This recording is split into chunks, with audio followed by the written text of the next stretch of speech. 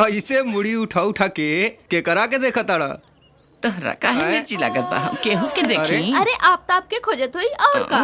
ओए होए, तोरा यही अदा पे तो कॉलेज के आधा लड़का दीवाना भइल बाने। का राजू, अब ये भी शौक पाल लेला। अरे ना प्रीति, हम तो एकरा से मजाक करत रहनी है। हमरा दिल की रानी तो तू ही ना बाड़ू। ई देखो श्वेता और नेहा आ गई। चलो चलो चलो ना।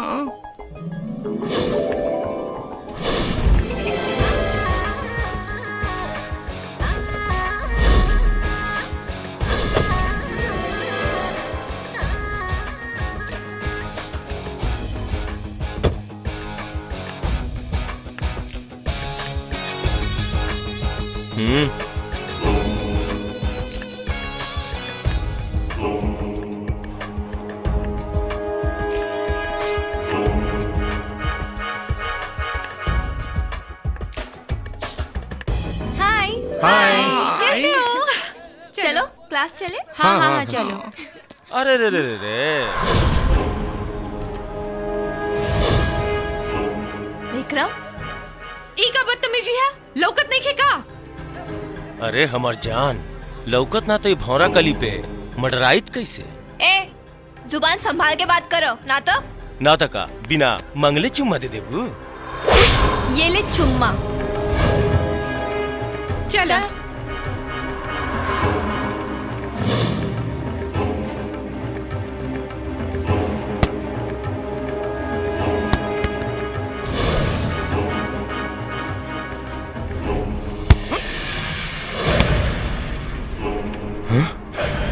आफ्ताब,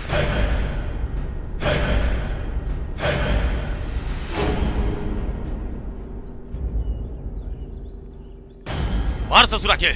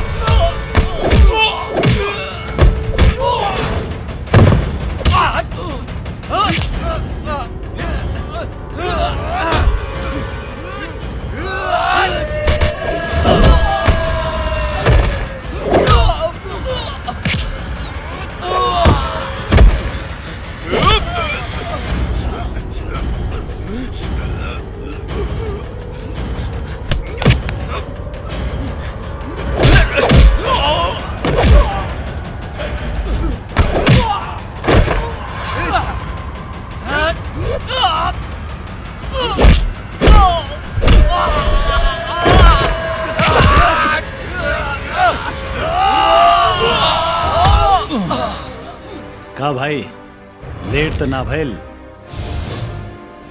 हाँ? कितना टाइम पावेलिस भाई हैं? ई सब लात के देवता बड़ा सा, हाथ से निखा समानत। देखा सा आ गइल हमर शेर। उतार तो बीड़ा तो तनी। हाँ। अब हम देखा तनी फाइट के मजा। यस। ओके। लात वाले इधर आओ भाई। हाँ।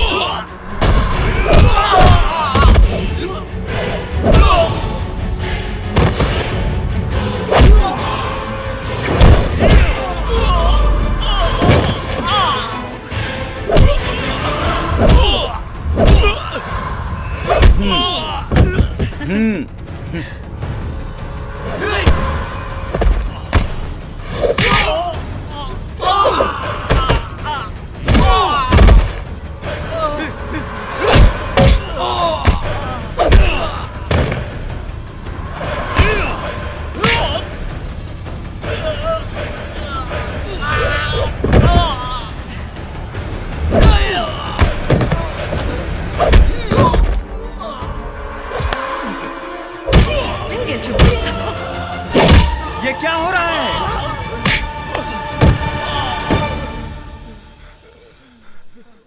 ये कॉलेज है या लड़ाई का मैदान? What are you doing?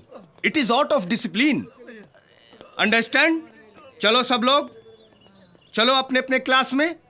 चलो चलो चलो जाए। तो ठीक है। अरे रे थैंक यू तो बोला नहीं। Excuse me. Thank you. You welcome. Thank you. Welcome. चल। अरे hi I am Shweta. Hi I am Neha. विजय।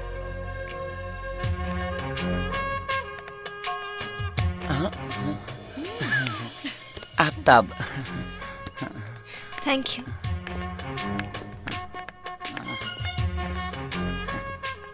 भाई कुछ गड़बड़ लागत है भाई। हाँ हमरो ऐसे नहीं बुझाता। चल चौधरी, तोरा मालूम है कि चुनाव आ रहल बा? देख, कौनो भी हालत में 5 साल खातिर ही विधायकी के कुर्सी हमरा फिर से चाहिए। हाँ सुन लिया वो कहना हमारे वो विपक्षी पार्टी के नेता के गिरधारी महतो सरकार। महतो जे बा वो पैसा पानी के जैसन बहा रहल बा। रउआ चिंता काहे कर रहल बानी विधायक जी? बॉस रउआ इतना करी कि शहर के बाहर वाला जौन 20 एकड़ जमीन लफड़ा में फसल बा ओकरा के होम मिनिस्टर से कह के रफा दफा करा दी। फिर देखी राउत चुनाव में रुपया नदी के धार लेखा बही हो। वाह, ई भइलू बात। शेर पास सवा शेर। अब जाके हमरा पता चलल कि चौधरी साहब अब विधायक जी के रिश्ता काहे अटूट बा। बहुत बड़ गया बिजनेसमैन बड़ा हो तू। ठीक बा, चलो तोर काम हो जाए। अरे रे रे रे हमर बेटी बेटी हमर छोट मोट खिलौना कैसन रहल कॉलेज? बाबूजी आज तो कॉलेज में गजब हो गई। एगो लड़का हमरा के और नेहा के छेड़े के कोशिश कैलस। तब तक हमरा ही क्लास के दुगो लड़का हीरो जैसन एंट्री मार के ओकरा के ऐसन धोलन के पूछी मत। अगर प्रोफेसर साहब ना रहती तो आज तो ऊपर ही जाए वाला रहे। अच्छा? हाँ और ना तो का। अच्छा तो एक काम करे बेटा, कल जब कॉलेज जाइए ना तो हमरा तरफ से उस सबके बहुत बहुत धन्यवाद दिया। जी बाबूजी। है ना? अच्छा अब जाके कपड़ा उपड़ा चेंज करा और कुछ खा पी लिया हमार बेटी। जा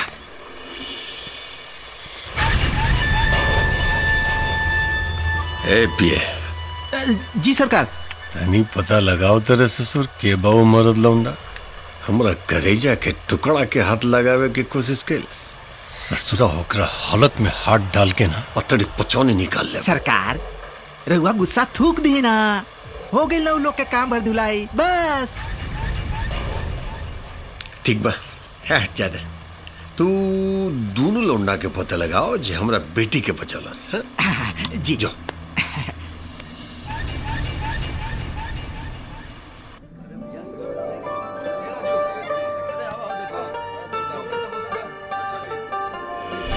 हाय आई एम श्वेता। हाँ ठीक बा, हाँ हम देख ले, तू चिंता मत कर। हाँ चल। अरे बटूक जी ओ का नाम रहोले का के? आफ्ताब। हाँ आफ्ताब आफ्ताब ओकरा बुलौले कि ना? जी बुलौले बानी, अवते होई। बाकी सर एगो बात हमरा समझ में ना आइल। का? सर बिटिया के मदद तो आफ्ताब और विजय दोनों मिलके कैले रहले ना, तो आप खाली आफ्ताब के काहे बोलौली?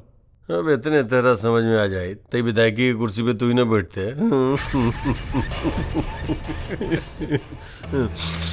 अरे भाई राजनीति के चाल सामने वाला के ऐसे ही चौंका दे। अब देखा आफ्ताब बा मुस्लिम लीग, हाँ अगर वो हमरा साथ ज्वाइंट हो जाए ना तो अगला चुनाव में ओकरा पूरा कौम के वोट तो हमरे के मिली। अरे वाह, ई भइलू बात है? अब जाके पता चलल कि राजा और प्रजा में का अंतर होला। हे दरोगा, नेता ही हम नेता। हाँ जी सरकार। नीति और कूटनीति के बारे में हमरा अच्छी तरह से मालूम बा। हमरा मालूम बा कि बारूद पटाखा में ज्यादा होला कि बम में। हाँ अरे ससुरा आफ्ताब तब बारूद के ढेर बा, ई जब फटी बड़का बड़का के फट जाई।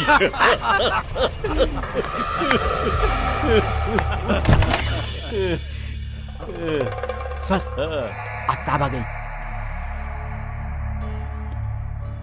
हाँ आफ्ताब। आओ बेटा। आइए। हाँ नमस्कार नमस्कार, आओ बेटा। हाँ आफ्ताब, हाँ बोला काले बा ठंडा गरम कुछ? जी ना, सब ठीक बा, कुछ ना चाहिए। बड़ा बहादुर लेके बड़ा तू। काल सुननी की हमर बिटिया के बचावे खातिर कॉलेज में बड़ा उठा पटक कैला। जी हमको समझ नहीं ना। श्वेता हमरे बिटिया बाड़ी, हमरा वो बतौलस तोरा बारे में तो हम सोचनी की बुला के एक बार मिल लिया जाओ। हाँ अब तोरा जैसन लड़का पे खास तौर पे हमर निगाह रहेला, एक मन में इतना अच्छा विचार होके। जी धन्यवाद। आफ्ताब अगर हमर माना तो तू हमर पार्टी ज्वाइन कर ला। अब भाई देखा थोड़े जैसे नौजवान के तो पूरा देश को जला। जी पहले पढ़ाई तो पूरा कर ली, ओकरा बाद में सोचब। हाँ बिल्कुल सही बात। ई भइलू बात एकदम ठीक। विधायक जी पहले पढ़ाई फिर कमाई, तबे नु देश आगे जाई। सलाम।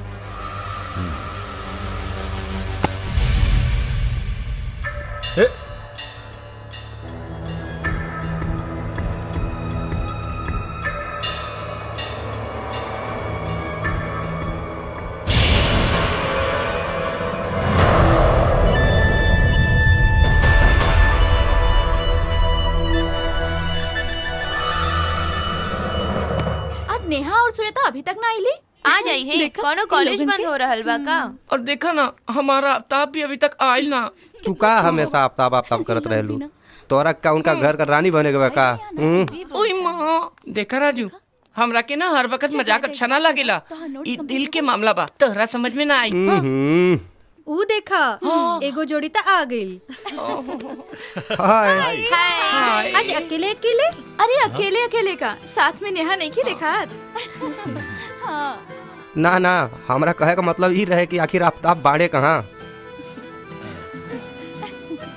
अरे वो देखा आवता। हाय हाय। अरे आफ्ताब श्वेता के साथ कहाँ से आवता रे? इनके घर से। का? श्वेता के घर से? ओहो, मतलब मामला सेट। उहे बुझा। अरे वाह वाह वाह का के लबड़ा है? तू तो कम खत्म नहीं खा, चिपका के सटा के खड़ा बड़ा। वाह वाह। किकरा की? बनाओ मत रानी, तोहरो नजर बहुत कुछ कहत बा। धत ऐसा कुछ भी नहीं के। तो कैसन बरे? तही बताओ जो हमसे से का कहत हलिस? कि तोर दिल नेहा पे आ गेल बा, हैं? और तू का कतर ले भुला गई ले कि तोर दिल श्वेता ले गेल? अरे तो ऐसा बोला ना लोग, आग दोनों ओरे बराबर लगा। बहुत सही बात। चला चलो चलो।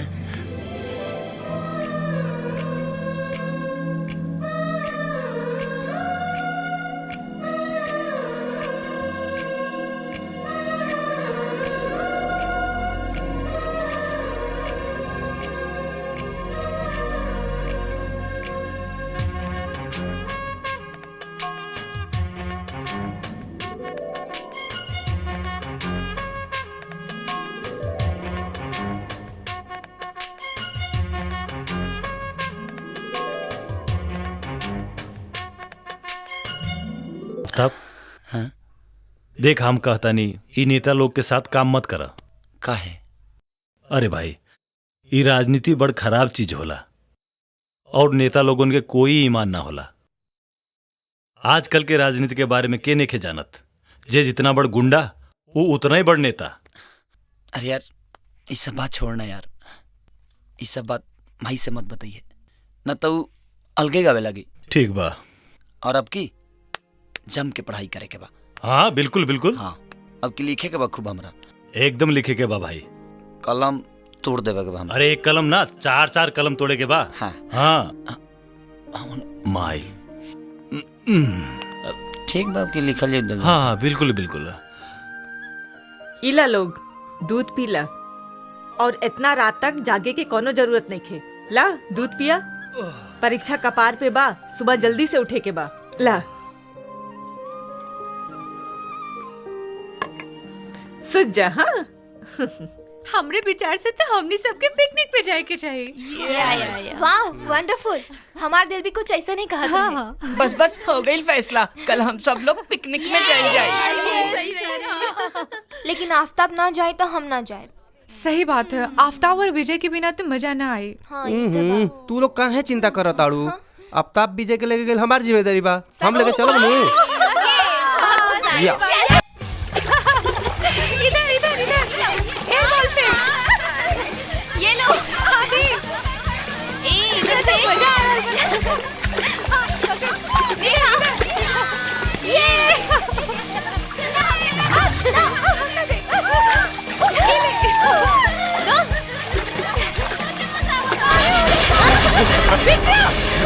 अरे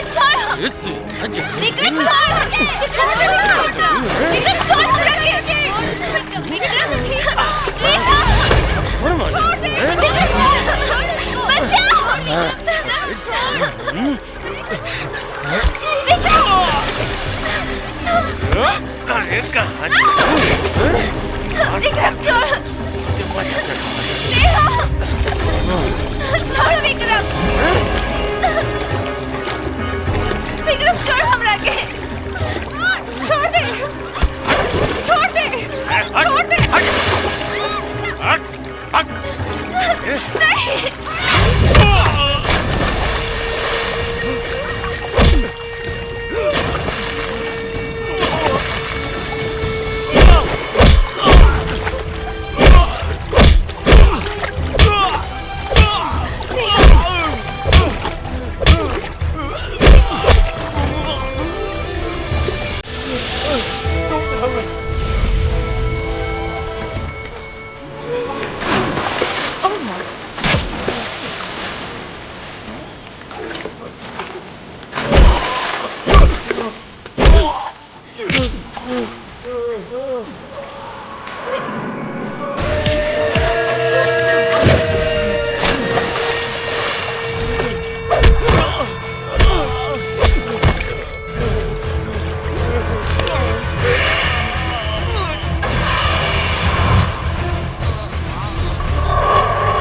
ए अब तब छोड़ दे। अम्मा छोड़ देना तो मर जाई।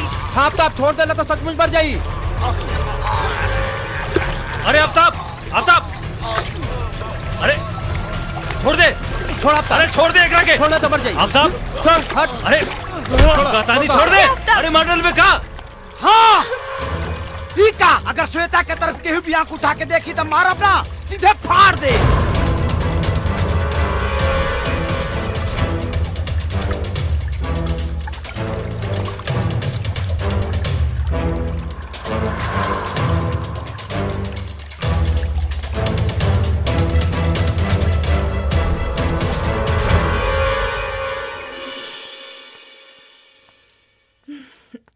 ई देखा इतना दिन चढ़ गईल, अब ले नींद ना खुलले नहन के। आफ्ताब आफ्ताब विजय विजय बेटा सूता था। आफ्ताब उठ।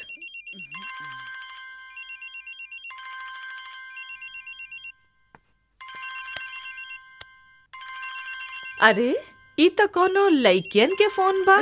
श्वेता नेहा। श्वेता? अरे एकर फोन होई। हाँ ना ना ना एकर होय हमार।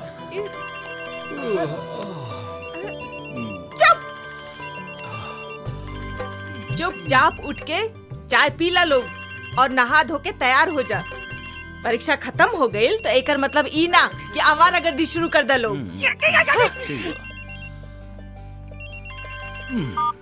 Hello hi. ए जी रउआ बिना हमार मन नहीं खेलागत। हमरो ए जी तोहरा याद में हमके रात भर नींद ना आई। हमरो हमरा मिले के बहुत मन करा था। हमरो पूरा रात जगला से हमरा दहिया पी रहा था। हमरो सुनी ना, हमरा वो चाहिए। हमरो पूरा ऊपर से नीचे तक दुखाता। हमरो अरे हमरा वो चाहिए। हमरो दोनों जोबना लहे लहे बथता। हमरो हमरा आइसक्रीम खाए के बहुत मन करा था। हमरो इका हमरो हमरो रट लगौले बाड़। इडियट।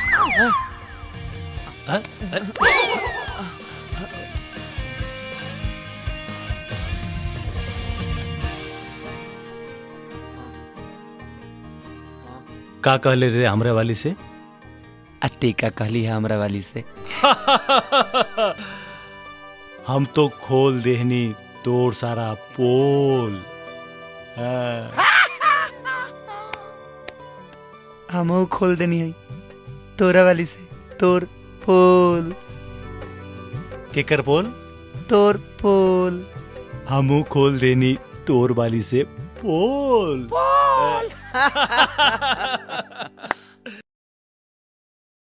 देखा बेटा, तोहार बाबूजी पुलिस ऑफिसर रहन और उनकर सपना रहे कि तू पढ़ लिख के उनका नियन पुलिस ऑफिसर बना। यही से हम चाहतानी कि तू कोनो ऐसन काम करा कि उनकर सपना साकार हो जाए।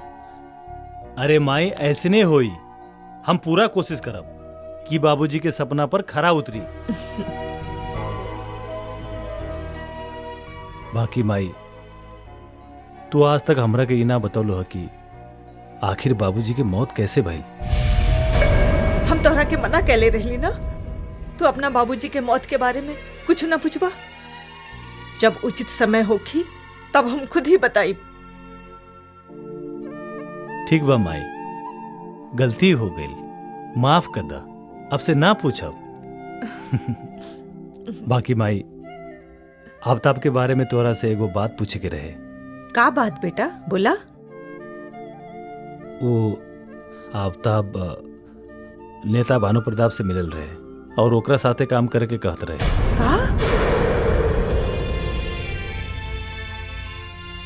ना, ऐसा ना हो सकेला। हमारा आफ्ताब ऐसा कोनो काम ना करी। वो कोनो नेता वेता के साथ काम ना करी।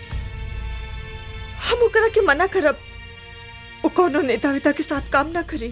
अरे आफ्ताब बेटा, वो दिन तारी पर्स छूट गेल रहे जा। ला जी घरे गनी देखनी तो ना रहे। वो कहावत बाना कि बाप बड़ा न भैया, सबसे बड़ा रुपैया। रुपैया तोरे खातिर बा। हाँ हाँ ले ला ले ला। अरे रखा मर्दे, काम जब से मर्जी है तब से कल जाए। हाँ देखा आफ्ताब बेटा, आदमी जब हाथी पे सवार हो जाला ना तो ओकरा साथ चले वाला के कद अपने आप छोट हो जाला। बुझल? है बटू? जी हुजूर। अरे तनिक इनका पार्टी के सब आदमियों से मिला दिया भाई, ताकि सबके साथ आफ्ताब घुल मिल जाए। हाँ हुजूर। दरोगा जी सरकार। ध्यान रखिए। हाँ अपन बच्चा वा कौनो कष्ट न होके के चाहिए एकरा। हाँ जी सरकार। ई भइलू बात, राव राधे सर आंखों पर सरकार। हाँ जी चलो तनी। हाँ चलो चलो चलो चलो। जा बेटा, अपन ख्याल रखिया और मस्त रहा, कोनो चिंता मत करिया। जी सलाम। सलाम सलाम सलाम सलाम सलाम। दर दर दरा दर दर दरा दर दर दरा दरा कभी बेगाना। सरकार मान गई नहीं रान पार की नजर के लइका काम के बाद। अरे दरोगा, तबे तो तू दरोगा बाड़े और हम विधायक बनी। वो तो बोले बस। बिल्कुल सही बात।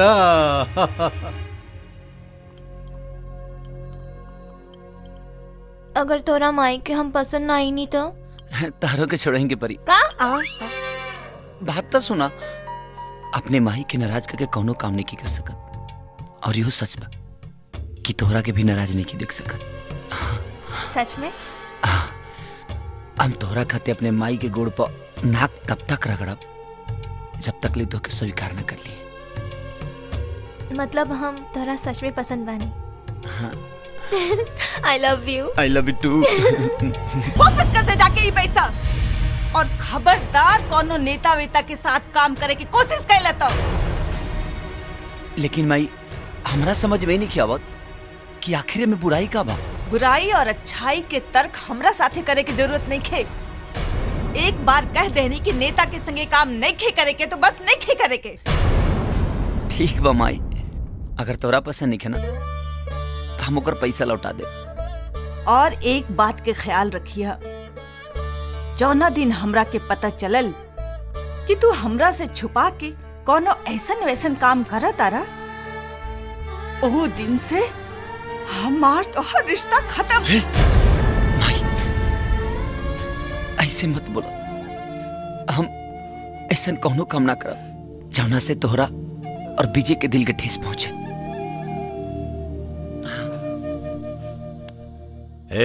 ये का सुनता नहीं हम? हाँ, रउआ एकदम ठीक सुनता नहीं सरकार। वो अब तबो अब रउआ साथे काम ना करी। हाई देखी राउर पैसा लौटा देलस।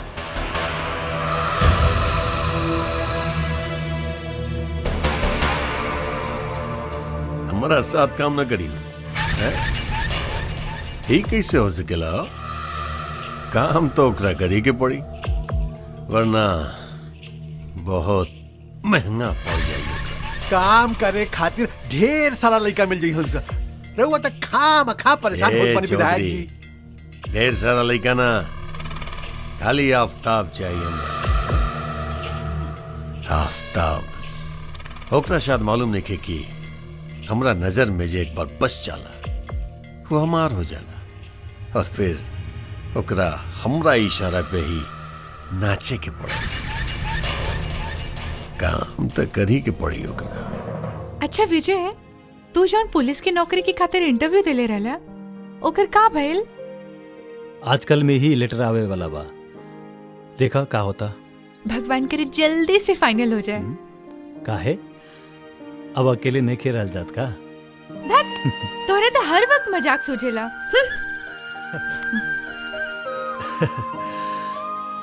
अरे हमार जान, नाराज काहे होत बाड़ू? सच तो ई बाकी अब हमरा से भी अकेले नहीं खेल रहल जात। जा, हम तेरे से बात ना करो।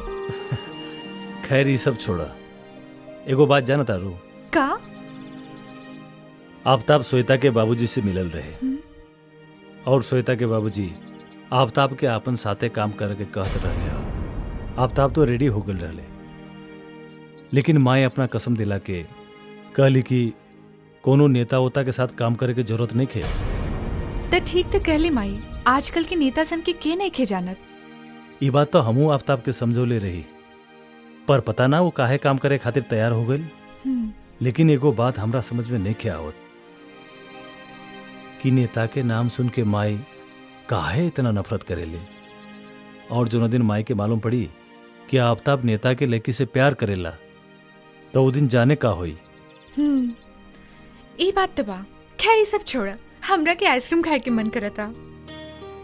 का आइसक्रीम खाए के मन करता? हाँ, अभी आइसक्रीम खाए के बाटे। आइसक्रीम खाए के मन करता। आफ्ताब बेटा, अरे भैया मी का सुन रल बानी कि तू हमरा साथ काम नहीं के करे के चाहत? हाँ ठीक बा अरे ठीक बा भैया, काम नहीं के करे के चाहते ही में कोनो जबरदस्ती थोड़े बा, लेकिन अब एक दूसरा से मिलना जुलना छोड़ल ये ठीक नहीं के बेटा। देखी मिले में कौनो दिक्कत नहीं है, बात ऐसन बा कि हम अपने माई के खिलाफ कौनो काम नहीं कर सकत। माई? हाँ बेटा, अपन माई के इच्छा के पूरा कैल ही ता असल बेटा के फर्ज होला। अच्छा बा। साहब, राव लेटर। एक काम करे बेटा, कल हमनी के एक पार्टी बा, आजा तू मिले जुले खातिर। जी ठीक बा, हम जरूर आ जाब। जी प्रणाम। एजा साइन कर दी।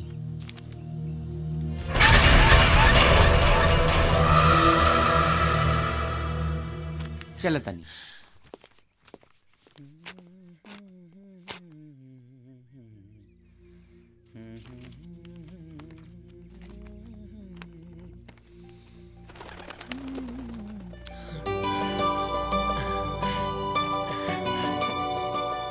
माई माई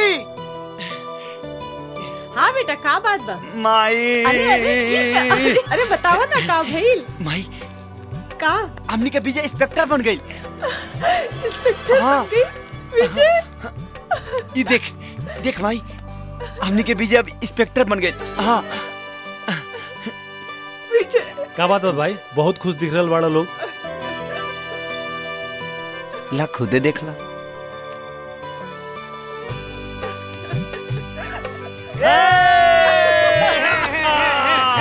अरे माई हम इंस्पेक्टर बन गई नहीं। हम इंस्पेक्टर बन गई नहीं। अब इलाका में देख कितना हम धूम मचाओ तानी। आओ चल चल।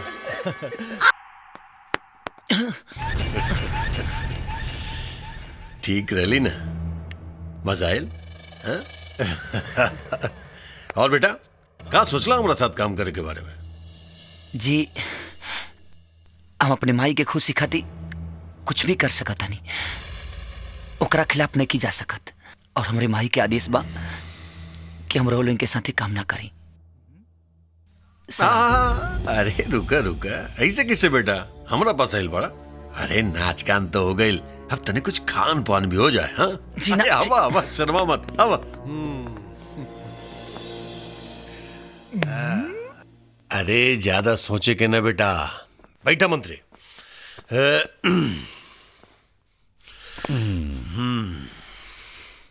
हाँ अच्छा बेटा ये बतावा कि तू विधायक जी के साथ काम करे से काहे मना कर देला? जी माई के नेतागिरी पसंद नहीं के। ई काहे? हाँ पता ना काहे, वो सब तो पता नहीं के हमके, लेकिन हम माई के इच्छा के खिलाफ कोनो काम नहीं कर सकत। ओ अच्छा अच्छा, एकर मतलब कि तू अपना माई से बहुत प्यार करेला। जी पर हमनी के तो सुनले रही कि तोहार अपन माई ना हई। जी मतलब चाहे कुछ भी होके, लेकिन हमरा खातिर हमरी अपने माई से भी बढ़ के बड़ी। मतलब कि तू उ माई खातिर कुछ भी कर सकेला? जी जान ले भी सकीले और दे भी सकीले। अरे क्या बात है बेटा, वाह। एक माई के बारे में इतना अच्छा विचार बेटा के मन में, खुशी फैल हमरा। लेकिन का है ना बेटा कि हम तारा एक ठे वीडियो दिखावे के चाहते हैं। तारा खातिर देखल बहुत जरूरी बा, ओकरा बाद तो खुद ही डिसीजन लिया कि हमरा साथ काम करबा कि ना करबा।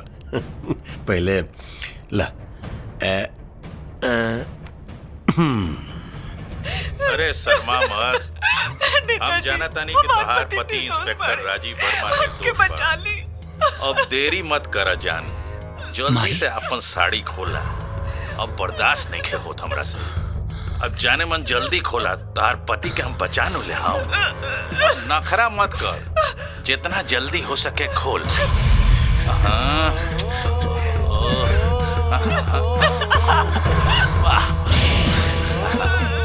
आगे आगे माई फिर नखरा करे लगलू। अरे जल्दी खोल।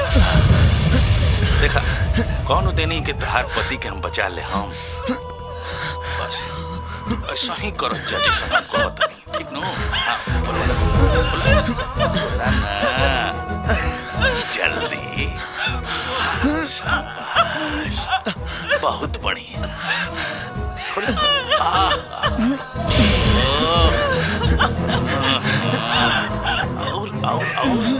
नीचे वाला। अरे बेटा बैठा बैठा, एकरा तोड़ला से का होई? बहुत सीढ़ी में हमरा लगे। हाँ?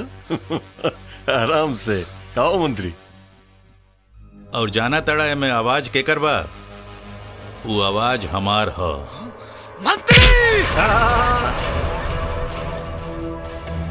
शांत हो जा आफ्ताब, शांत हो जा। अगर तू चाहताड़ा कि सीडी के किस्सा हमनिए के 3 आदमी भरी रहो तो जौन हमनी के कहतनी उहे तू कर, ना तो कल पूरा बाजार में एकर कॉपी फैल जाई और फिर पूरा दुनिया देखी सीडी के। आगे तू खुद समझदार बड़ा, तू का करल चाहबा। और हाँ बेटा, ये तेवर जौन बा तोहार जे हमनी के लगे दिखौला ये तनिक हमनी के साथ काम करे में दिखौता ना तो तहरो भी फायदा होइत और हमरो फायदा हो जाए। आराम से ठंडा दिमाग से जाके घरे सोच के ओकरा बाद आके जवाब दिया। जा बेटा आराम से सोचिए, जा।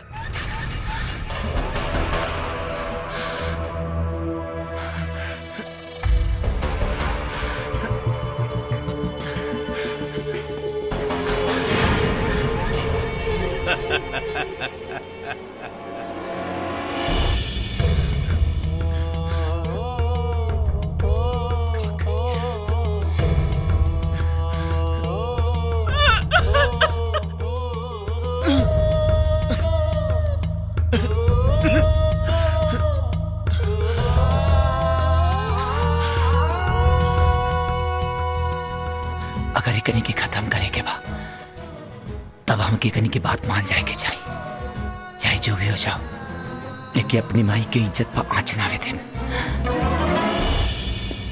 अरे बेटा टाइम से खाना खा ली हल करी है, अपन ख्याल रखिए।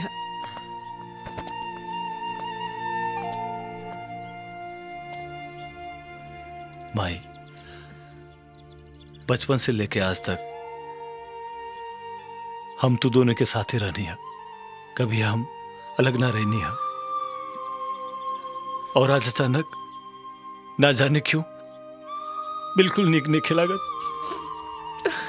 बेटा तू दूर कहाँ जान पाड़ा, तू तो अपने बाबूजी के सपना पूरा करे जान पाड़ा। आफ्ताब के और हमार चिंता ना कर, दिल छोटा ना करा बेटा, उदास मत होगा। और बेटा अपन ख्याल रखिए, समय से खाना खा लिया। हाँ माई, हम अपन ख्याल रखब। बाकी तू? अरे बाकी तू छोड़ा, बाकी तो माई के ख्याल रखेगा ती हम मानी ना। हाँ तू यह तो देखिए हम माई के कितना ऐश्वर्य में रखब। हाँ माई, आफ्ताब के ख्याल रखिए। अरे यार, अरे तू लोग तो ऐसे रोता रहा जैसे लागत था कि तू बेटी विदा करता है। चला विजय, आवा। प्रणाम माई। चला तानी। अपन ख्याल रखिए। हाँ माई, तू ख्याल रखिए।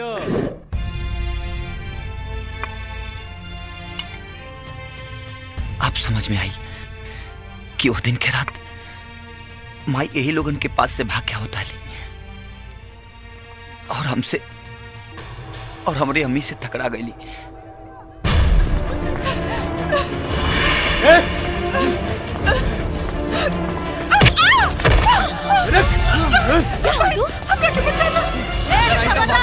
आगे मत बढ़िए, नहीं तो मार दे। आगे मत बढ़िए, हट जा, नहीं तो मार दे। हट जा।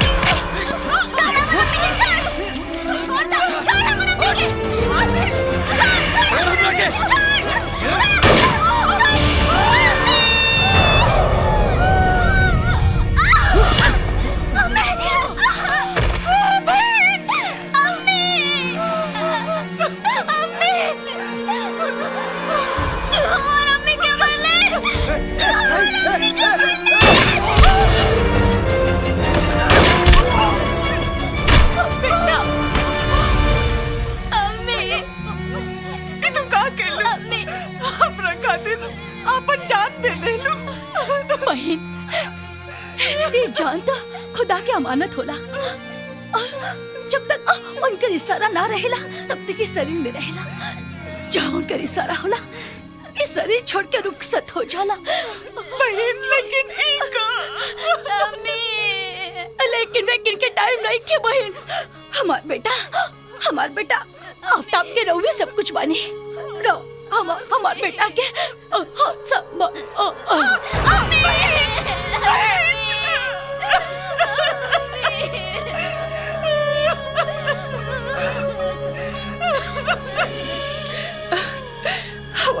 आवा बेटा, बैठा।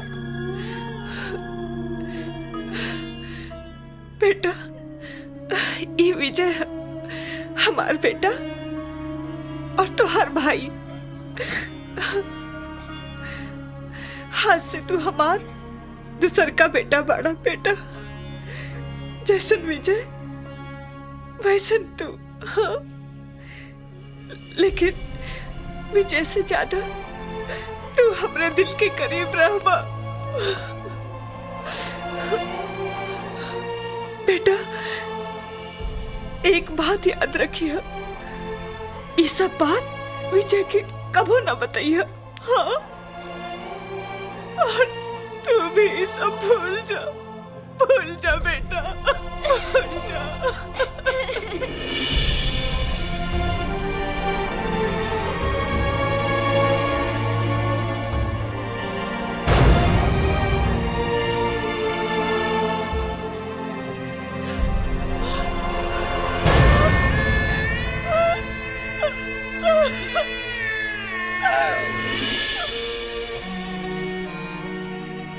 अगर शिकार करे के बा त जंगल में समाही के परी। अगर ये दुगलन से बदला लेवे के बना देखनी के घर में घुसे के परी। अब एकनी से एक माई के ना 2 माई के बदला लेवे के बा हमके। तू ठीक कहता आफ्ताब। उन्हन के सबक सिखावे खातिर करल जरूरी बा। तू आगे बढ़ और तुहार ई दोस्त हमेशा तुहार साथ दे। चौधरी तोरा भी लो 7 साल पहले के लड़की की बात याद बा?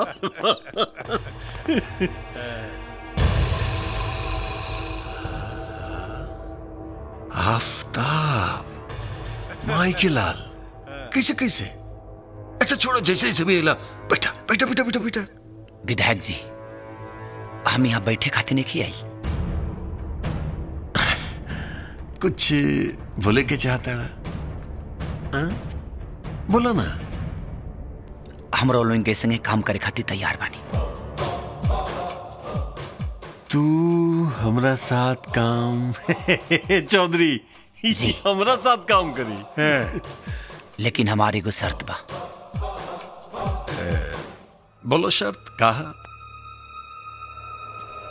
हमरी माई और हमरे भाई के पता ना चले की चाहिए कि हम लोगन के संगे काम करता नहीं।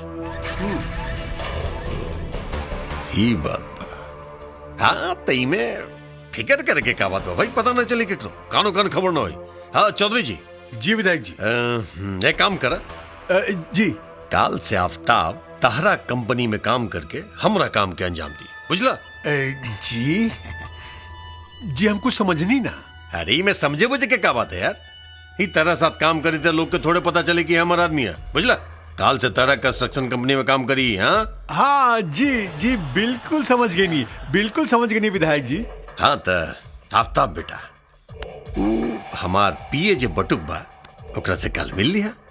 वो तारा सब चीज समझा दी, कब का कैसे कैसे करे के बा, है ना? जी ठीक बा, चला तानी। सलाम सलाम सलाम सलाम। चौधरी वो बात मालूम बा ना कि वो रेगिस्तान के वो जो जहाज होला ऊंट, वो भी जब ऊंचा पहाड़ के नीचे आवेला ना तो करकत भी एकदम भेड़ बकरी जैसन हो जाला। जैसन विधायक जी, जूता गोड़ में आ कुत्ता जोन बा उ गोड़ के आसपास ही शोभा देवेला।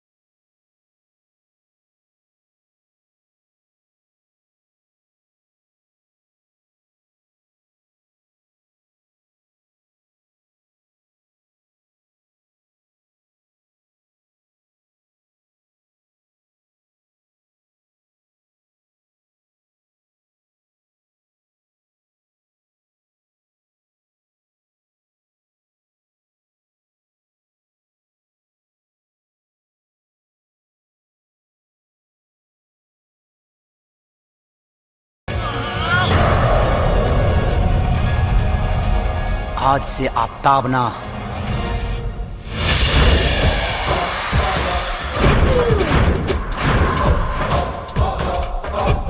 अब्बू।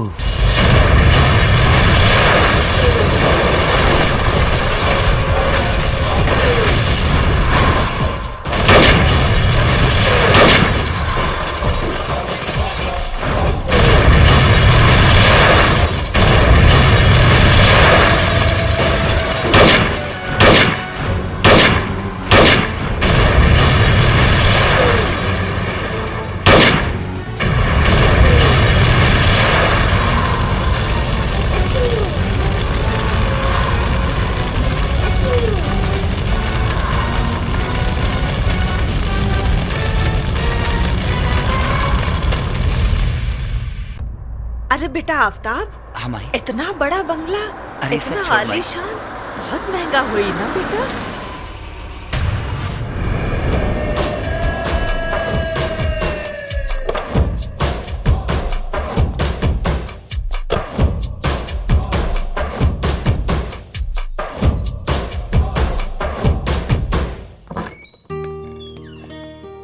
सलाम साहब। सलाम मालकिन।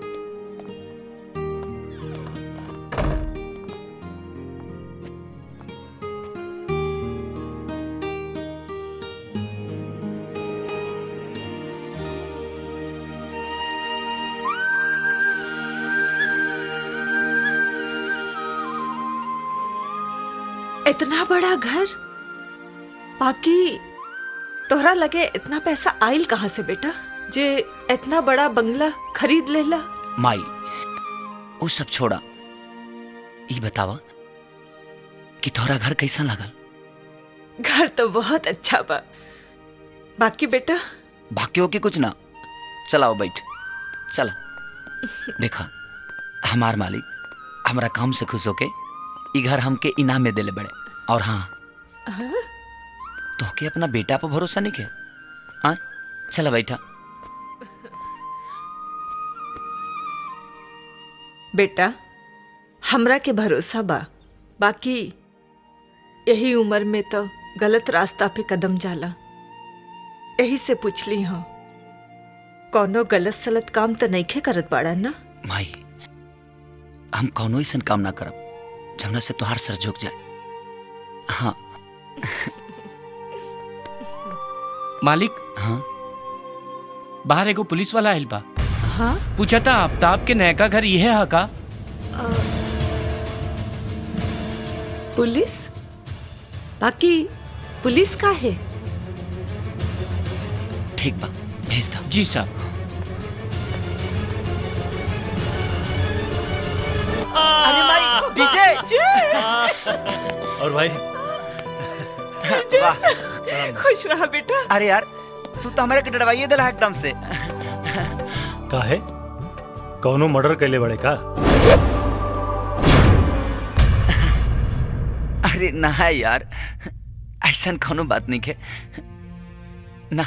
घर में पुलिस वाला देख के ता केहू भी डेरा जाला। अच्छा ये बता, ये सब हुलिया माई? हाँ अरे विजय बात ऐसा बना, बिल्डर लाइन में ये सब हुलिया बनावे के पड़ेला, कंपटीशन के जमाना बा, बुझाइल। और माई देखा अपन विजय वर्दी में कितना खूबसूरत लागता। हाँ बेटा,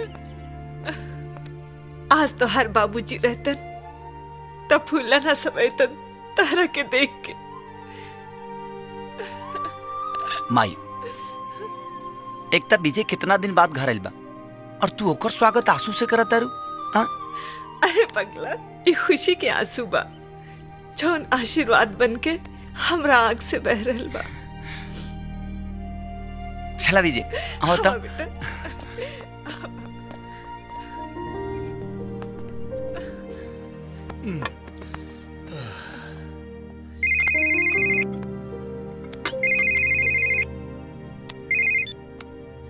हेलो।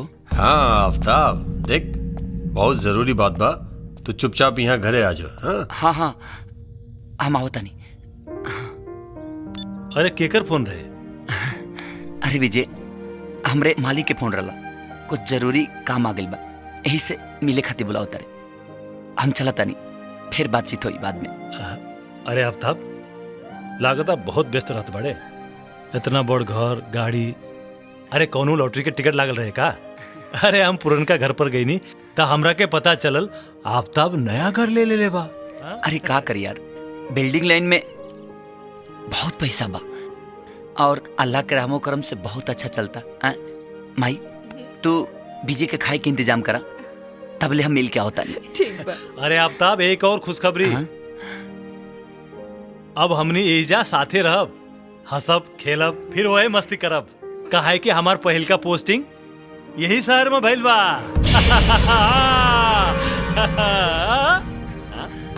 हाँ भइल। अरे हाथे भाई। हाँ हाँ, अच्छा माई। हाँ बेटा। बीजे के खाना वाना खियावो, तब तक ले हम मिल के होता नहीं। ठीक बा बेटा।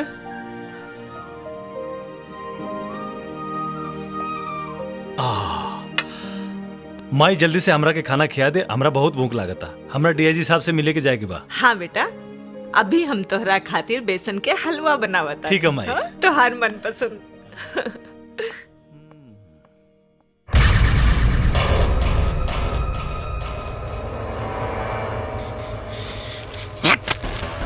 ससुरा, यह कुत्ता माधव शुक्ला हमरे पार्टी में रहेला और ससुर हमरे पत्ता काटे के चक्कर में लागल बा। हमार टिकट यापन बेटा बबलू शुक्ला के देवे के चक्कर में बा। हाँ? इतना जान ले आफ्ताब, अगर ये टिकट एकरा बेटा के मिल गई ना तो समझ ले कि हमार कुर्सी गई बड़ा बूट ला दे। हाँ? और आज बड़ा संजोग से वो अपन पार्टी के काम से यही शहर में आइल बा। उसका नाम हाँ नटराज होटल में ठहरल। बस बारात निकाल दे ससुरा के। बारात तो निकली विधायक जी, लेकिन दुल्हा टोली पर ना अर्थी बजाई। आफ्ताब, बस तू हमर काम कर दे। देख बेटा, 5 साल अगर और हमर कुर्सी रह गई तो समझ ले पूरा शहर के नक्शा बदल जाए। अभी जो बहुत काम करे के बात हो रहा। जा। सलाम। सलाम सलाम सलाम।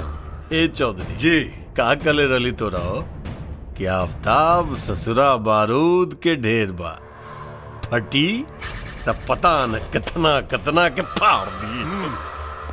साहब बोलो। इंस्पेक्टर तिवारी जी फाइल भेजोलन हा। सर सुना में आवत था कि हमने के थाना में कोनो नया इंस्पेक्टर साहब आवत बानी का? तुमने सही सुना है, उसका नाम इंस्पेक्टर विजय है और वो इसी शहर का रहने वाला है। ये तो बड़ा नीमन बात सुनौली सर। अब हम जाए सर? जाइए।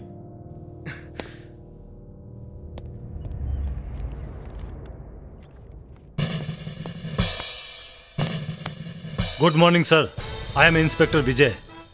Good morning and welcome. Inspector, इस शहर को तुम्हारे जैसे काबिल ऑफिसर की बहुत जरूरत है। थैंक यू सर। मुझे भी बहुत खुशी हुई है सर कि मेरी खुद की पहली पोस्टिंग अपने ही शहर में हुई है। देखा, तैयारी में कोनो कमी ना होके के चाहिए। जी नेता ये बार टिकट हमरे बेटा के ही मिली। हाँ समझला ना? जी जी। तू लोग जी जान से चुनाव की तैयारी में लग जा। जी बुझला ना? जी नेता। हाँ, कोनो कमी ना होके के चाहिए।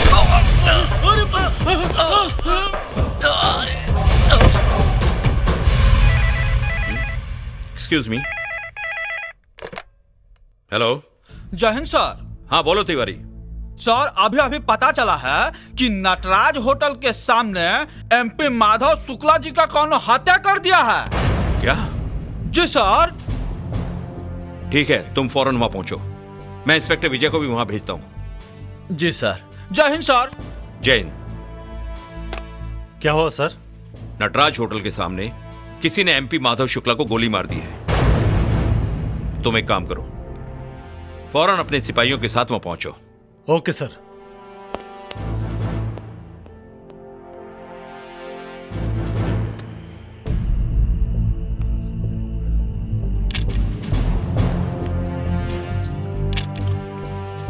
रामलाल जी सर। नेताजी तो निकल गए ले। वो तो देखा बस सर। ला सारो आ गए लन। जय हिंद सर। जय हिंद सर। जय हिंद सर।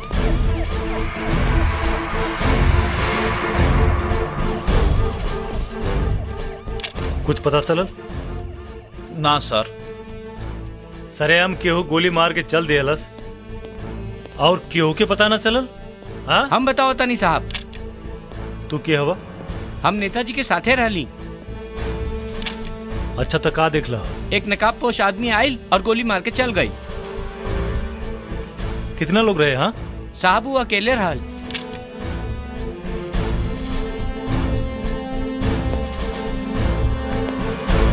विजय हुआ क्या था? सर अभी तक कोई ठोस सबूत नहीं मिला है, लेकिन वहाँ के स्थानीय लोगों से मालूम पड़ा है ये सब के पीछे नकाबपोश था।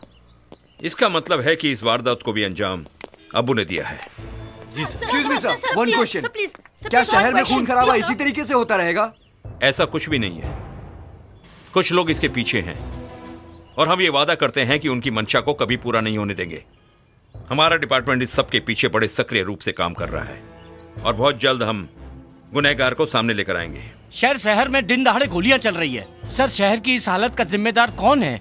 पुलिस आखिर कर क्या रही है बताएंगे आप? आप लोग हाथ पर हाथ धरे बैठे हैं और गुंडे मनमानी कर रहे हैं। मैं आपके माध्यम से इस शहर की जनता को यह विश्वास दिलाना चाहता हूँ कि पुलिस डिपार्टमेंट के रहते हुए वो असुरक्षित बिल्कुल महसूस ना करे। लेकिन सर इसके पीछे किसका हाथ है? आखिर कौन है वो लोग जो ये सब आतंक फैला रहे हैं? हैं चंद लोग हैं जो अपने स्वार्थ और बदले की भावना को अपना रंग देना चाहते हैं, लेकिन मैं आपसे वादा करता हूँ कि बहुत जल्द गुनहगार को आपके सामने लेकर आऊंगा। लेकिन सर नो मोर क्वेश्चंस प्लीज। आप लोग जा सकते हैं। Okay thank you. Inspector Vijay. Yes sir. जो होगा देखा जाएगा। मैं ऊपर मिनिस्ट्री में बात करूंगा। I want crime free Bihar. तुमसे जो हो सके करो, हो सके तो सारे गुंडों को अंदर कर डालो, अगर जरूरत पड़े एनकाउंटर कर डालो। ओके सर।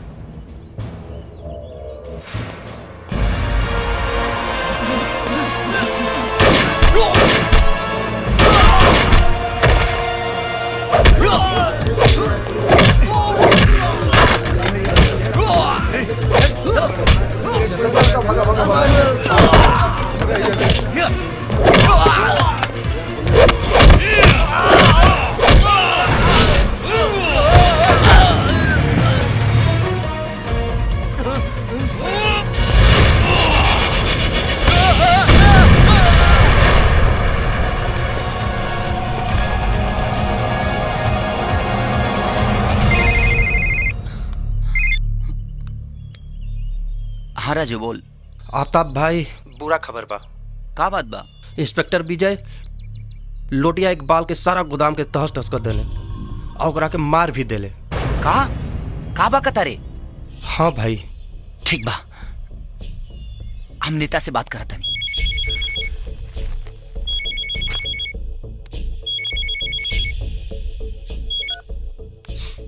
हाँ बोल आफ्ताब। विधायक जी ई का होता सब? का हो रहल बा मतलब? हम विजय के बारे में बात करत हनी। विजय मतलब तोहर अपन भाई विजय? हाँ। कुछ बोलस का हो? हम ओकरा कहला के बारे में ना, कैला के बारे में बात करत हनी। पूरा शहर में तूफान मचौले बा और आज तो वो हाथे का देहलस। हमार खास आदमी लोटिया इकबाल के मौत के घाट उतार देहलस। तो ई बात बा? हाँ? विधायक जी होम मिनिस्टर साहब से कह के इस शहर से कोनो और शहर में ओकर ट्रांसफर काहे नहीं करवा दे। अरे बेटा बाहर के ट्रांसफर का तो बोल तो सीधा ऊपरे ट्रांसफर करा दी का। विधायक अपनी आवाज के अपने हलक में दबा के रख। ऐसा ना होके कि तोरा आवाज के खींच के तोरा गला के फांसरी बना दे। हम तोहरा खातिर काम करेली, एकर मतलब ई ना भइल कि हम और विजय हमार भाई है। आइंदा अगर विजय के बारे में कुछ भी बोले के कोशिश कैले ना तो सोच ले तोर बूटी बूटी काट के कुत्तन के खिला दे। कुत्ता की औलाद, हमने कुत्ता और हमने पे भाव हो हैं? ऐसे टिटवा दवाई न ससुरा कि ऊपर के सांस ऊपर और नीचे के सांस नीचे अटक के रह जाए। दुगला ससुरा चुप।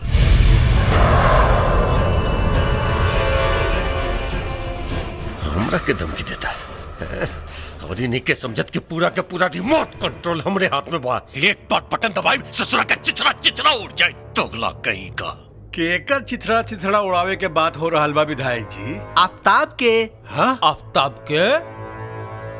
हाँ, उस सर के फोन पर शायद कुछ गलत बात कह देले बा।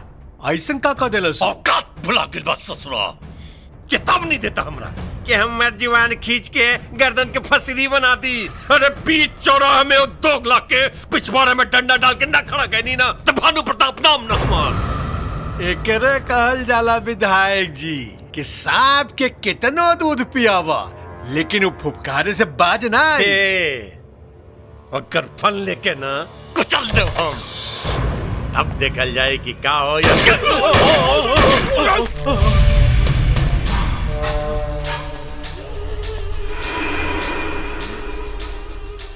सड़क के लधोती देखिए कहीं पेशाब ना उतर जाओ। विधायक चाहती ना तो ये गोली तोरा खोपड़ी में भी डाल सकत नहीं है, लेकिन आ तोरा जिंदगी के फिल्म अभी बहुत बाकी बा और तोहरा से पुराना हिसाब भी त लेवे के बा। हाँ। और एगो काम ते गलत कैले बड़े, ते गलती से कुत्ता के जगह पे शेर पाल ले बड़े।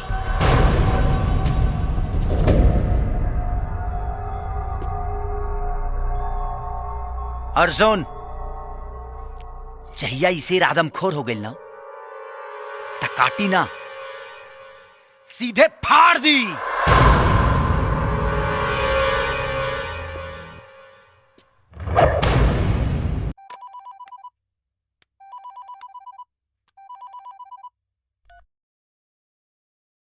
बोला भानु प्रताप।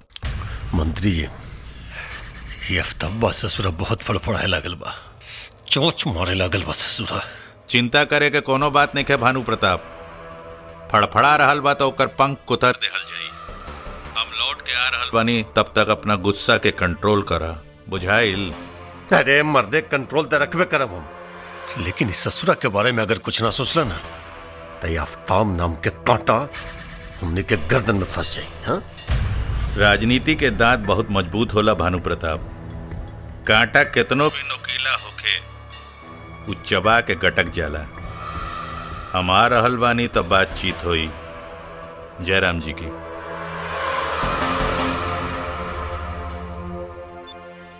वेल डन विजय, वेल डन। तुमने बहुत अच्छा काम किया है और पूरे पुलिस डिपार्टमेंट को तुम्हारे ऊपर फक्र है और मुझे उम्मीद है कि आगे भी अच्छा काम करके तुम पुलिस डिपार्टमेंट का नाम रोशन करते रहोगे। थैंक यू सर। पापा, शहर में हर पुलिस वाला अगर विजय की तरह हो जाए तो शहर में गुंडों का जीना मुश्किल हो जाएगा। नेहा बिल्कुल ठीक कह रही है। सर मैं इस उम्मीद को कभी टूटने नहीं दूंगा। विजय, मैं भी यही चाहूंगा। पापा मैं अभी आई। अच्छा सर, चलता हूँ। I am proud of you Vijay. Thank you sir.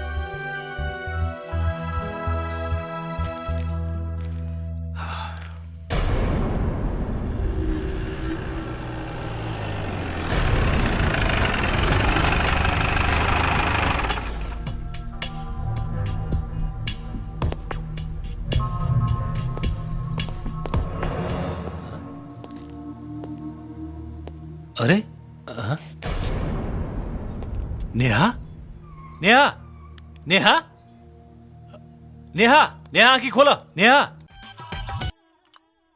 Inspector Vijay. Yes sir. ये इस शहर के सबसे खतरनाक शूटर की फाइल है। लो, अब्बू नाम से जाना जाता है ये। अब तक दर्जनों लोगों को अपनी गोली का निशाना बना चुका है। जब भी किसी काम को अंजाम देता है तो उसके पीछे सबूत नहीं छोड़ता। इसीलिए पुलिस अभी तक इसे पकड़ने में नाकाम रही है। पूरा शहर इसकी दहशत से कांपता है। पिछले दिनों इस शहर में जो एमपी माधव शुक्ला का मर्डर हुआ था उसमें भी इसकी इन्वॉल्वमेंट है और ये जिस काम को अंजाम देता है नकाब पहन के ही देता है। इसीलिए अभी तक पुलिस की गिरफ्त से बाहर है। इस नकाब के पीछे आखिर कौन हो सकता है सर? यह पता लगाना ही तो पुलिस का काम है। लेकिन इतना अनुमान लगाया गया है कि इसका ताल्लुक कहीं ना कहीं विधायक भानु प्रताप से है, क्योंकि अभी तक जितने लोगों को इसने मारा है उनकी दुश्मनी विधायक भानु प्रताप से ही रही है। सर कहीं ऐसा तो नहीं कि ये विधायक भानु प्रताप के लिए काम करता हो सकता है। अपराधी चाहे जितना भी बड़ा हो, लेकिन एक ना एक दिन उसे कानून के गिरफ्त में जरूर आना पड़ता है। ये भी आएगा सर, जरूर आएगा। मैं आपसे वादा करता हूं, बहुत जल्दी मैं इसको बेनकाब करके आपके सामने लाऊंगा। Go for it. Thank you सर।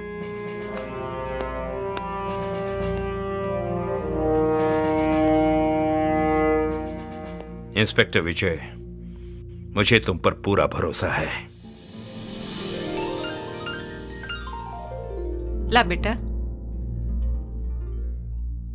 बेटा तू ठीक तो बड़ा ना? तोहार ड्यूटी कैसन चलत बा? अरे माई ड्यूटी एकदम बढ़िया चला था। टीआईजी साहब हमरा के एगो फाइल सौंपले बड़े, कौनो अब्बू नाम के एगो खतरनाक अपराधी बा जे पूरा शहर के नाक में दम कर देले बा। बस ओकरे बारे में सोचत रही कि वो के हो सकेला। और हाँ माई, आश्चर्य की बात ई बा कि आज तक पुलिस रिकॉर्ड में ओकर असली चेहरा ही नहीं खे। काहे? काहे कि वो जितना भी मर्डर कैले बा नकाब लगा के कैले बा। वही से पुलिस रिकॉर्ड में जोन ओकर फोटो बा वो भी नकाब में बा।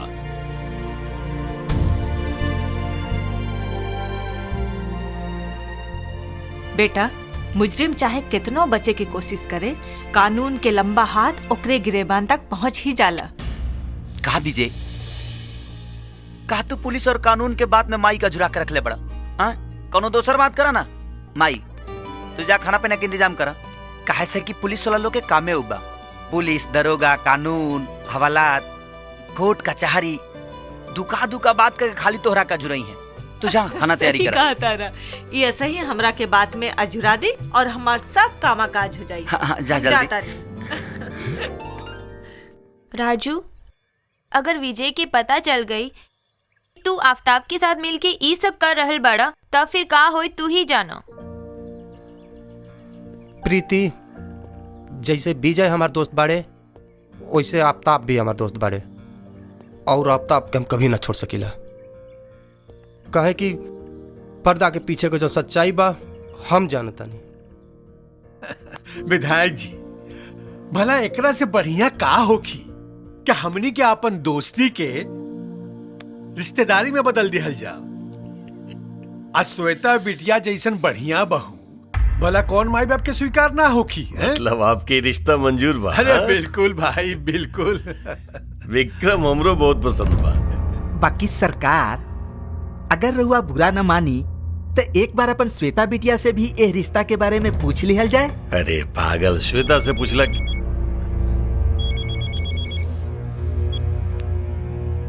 हाँ बोल। गड़बड़ हो गया सर। ब्याजी साहब आफ्ताब के फाइल विजय बाबू के हाथ में दे दिला बानी। रउआ तो जानते बानी विजय बाबू के आजकल के करना में कबो कुछ हो सकेला सर। यही से हम सोचने कि ई खबर रउआ कान में फूंक दी। ठीक कहले तू दरोगा, लेकिन तू चिंता मत कर, हम सब संभाल लेब। हाँ, जैसन सरकार के इच्छा। अरे बेटी, ला बेटी हमारा ही हो गई ना। अरे बेटा, अभी हम ताने चर्चा करत रहनी। हाँ, लाइन कैसे मिला? ये हुए विक्रम चौधरी जी के बेटा। अरे तहरे कॉलेज में पढ़ ले हुए हो।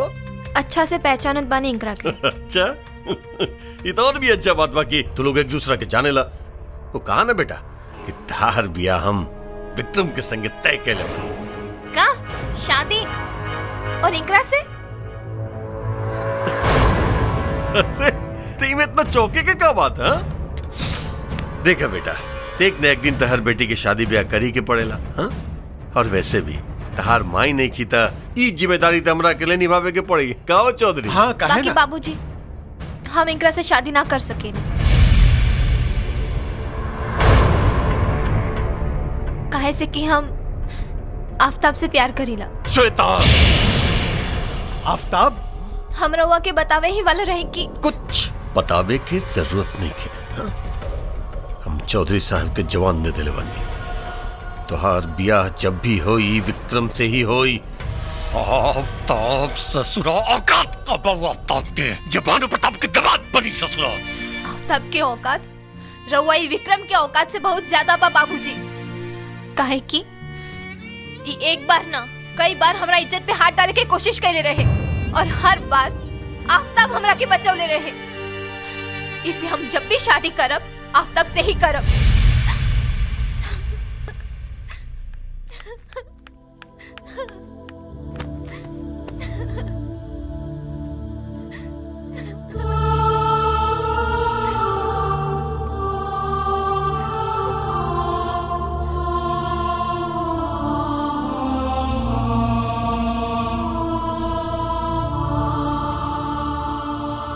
जा तो हर काम हो जाए, जा।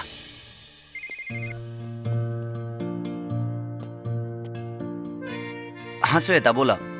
हम तोहरा से मिले के चाहता नहीं अभी। लेकिन तू इतने घबराइल काहे बाड़ू?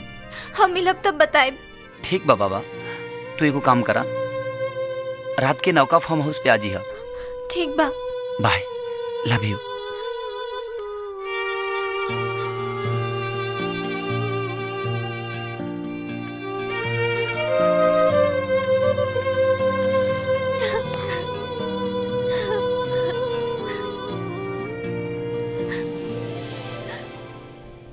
आफ्ताब, हमार बाबूजी हमारी शादी विक्रम के साथ कर रहल बाड़न। तू जल्दी कुछ कर, हम तोहरा बगैर ना जी पाए। हमनी के एक दूसरे के मिले से दुनिया के कौनो ताकत ना रोक सकेला। तू हमरा पे विश्वास रखा। आफ्ताब, आई लव यू।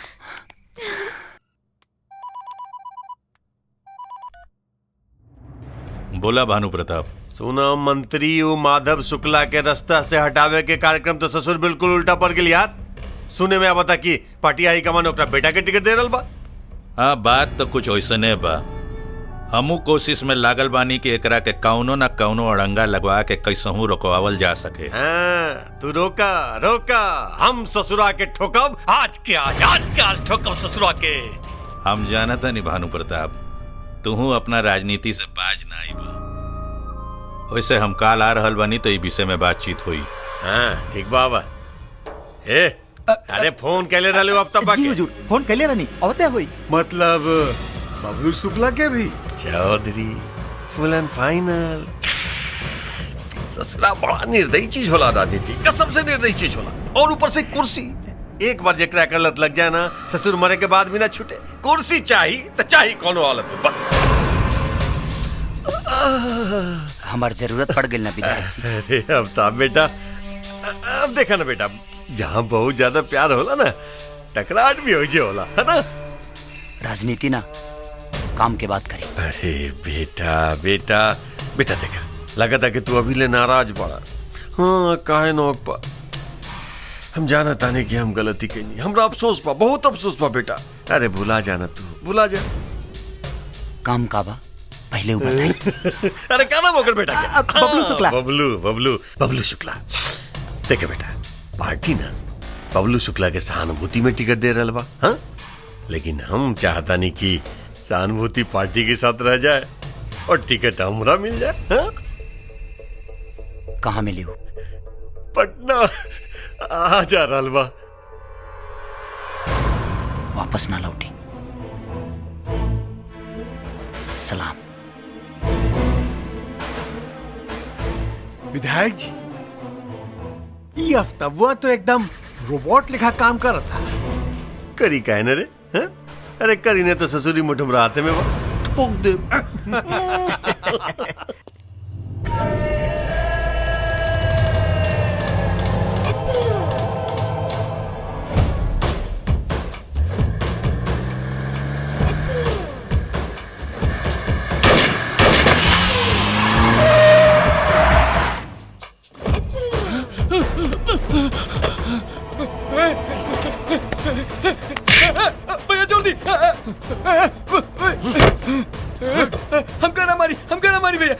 छोड़ दी, हम आपके क्या बिगड़ने हैं भैया, हमका छोड़ दी भैया, भैया हमका छोड़ दी।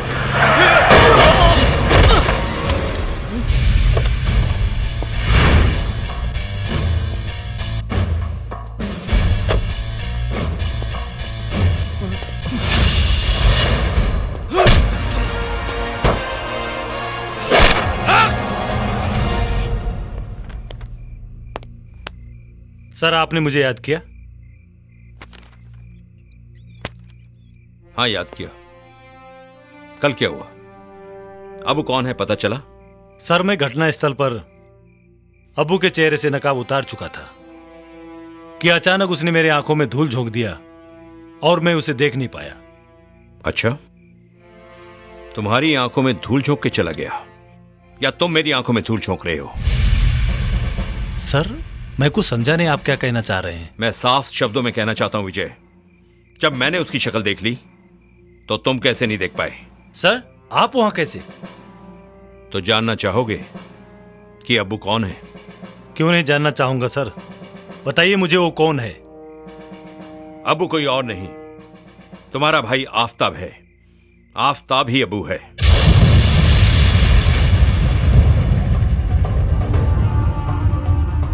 नहीं सर, आपको गलतफहमी हुई है। मेरा भाई आफताब? नहीं सर, मेरा भाई आफताब अब्बू नहीं हो सकता। इसमें आश्चर्य करने की कोई बात नहीं है विजय। ये जानते हुए कि अब्बू तुम्हारा भाई है, उसे कानून के सामने लाने की जिम्मेदारी मैं तुम्हें सौंपता हूं। ये रही उसकी आफताब से अब्बू बनने की पूरी फाइल।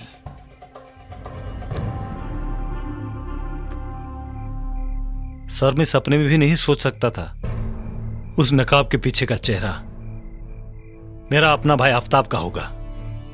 लेकिन सर, मैं आपसे वादा करता हूं, एक जिम्मेदार पुलिस अफसर होने के नाते कानून और वर्दी की हिफाजत के लिए अगर मुझे मेरे भाई के सीने पर गोली भी चलानी पड़ी तब भी मैं पीछे नहीं हटूंगा।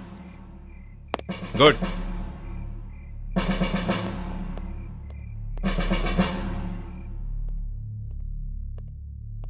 अरे बेटा, आ गई ले? इतना रात के कहां से आवता रहा? का है आफताब आगिल का? अभी ना कुछ काम से गईल बा। काम से गईल बा? काश माई कब वो आफताब से भी पूछ लेते कि इतना रात के वो कहां जा रहा बा। पलक झपकते ही इतना रुपया पैसा धन दौलत गाड़ी नौकर चाकर ऐसो आराम कहां से आयल? का बक रहल बाड़ा? आखिर तू कहे का चाहता रहा? माई, जौन हम कहे के चाहता नहीं तू सुनना पैबू। बोल के तो देखा, माई के कलेजा इतना कमजोर नहीं खे। तो सुना, अब्बू की हो और ना,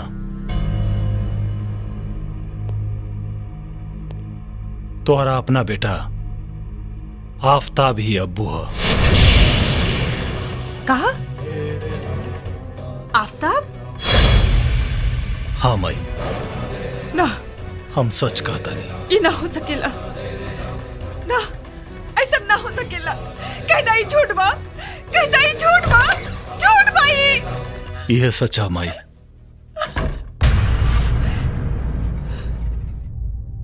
का झूठ बा माई? का बात बा? मत बोल हमरा के माई, आज से तोर माई मर गई। आज समझ में आ गई कि अपना और पराया में का अंतर होला। माई, ई का कहतरू माई? का कहतरू? का ई सच नहीं खे कि तू ही अब्बू हवे? ई तो से के कहला? के कहला तो से? विजय, अरे माई, ई तो हमरा तरक्की से जरता। का हम तोरा तरक्की से जलता नहीं? अपनी पाप के कमाई के तरक्की करता रे? अरे तू माई के बेवकूफ बना सकेले, लेकिन एगो ईमानदार पुलिस अफसर के ना। अगर ये बात झूठ बा तो माई के सर पे हाथ रख के क्रिया खो और बोल कि तू अब्बू ना होवे। हाँ क्रिया का बात क्रिया इका कर तरु माई।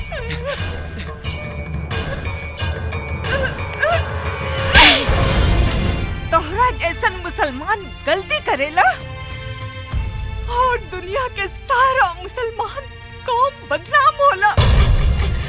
अरे हमार लाड़ प्यार में कौन कमी रह गई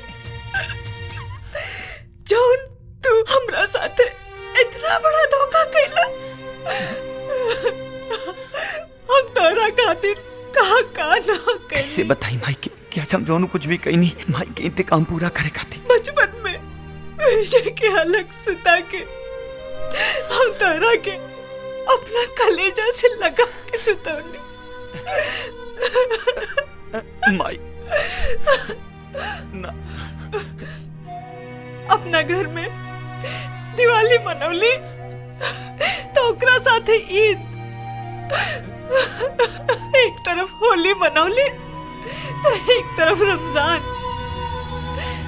एक तरफ गीता के पाठ पढ़ौली तो दूसरा ओर कुरान के, और तू हमरा साथे ऐसा विश्वासघात कैले कि हमरा पीठ पीछे हमार कब्र खोद देले। माई ऐसे हमरा के जीते जी मार देले। माई माई हमरा के जीते जी मार ए माई माई माई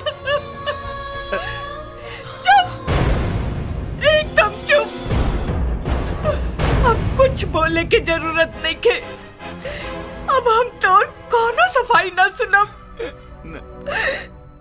अरे इतना में तो कोनो जंगली जानवर भी होश मान जाते रे। तू हम तक ऐसन गला घोटले कि कोनो महतारी अपना बच्चा के कलेजे से लगावे से डराई।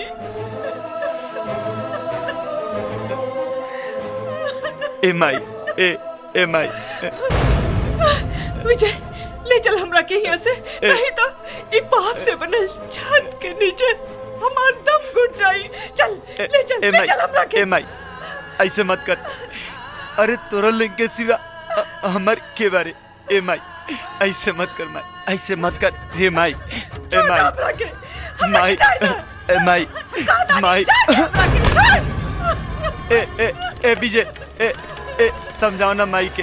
ए विजय आफ्ताब पैर छोड़ हमार। ए विजय आफ्ताब पैर छोड़। समझाओ ना माई के ते। अंकल तेरी पैर छोड़। माई अरे जालो सब लोग, सब जाओ यहाँ से। हमके केहू ना चाहिए। अरे आज तू लोग अपना और पराया में फर्क डाल देला। हमके केहू ना चाहिए, ना चाहिए।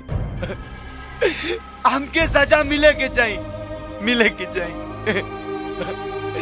चलो हमके मारे दा।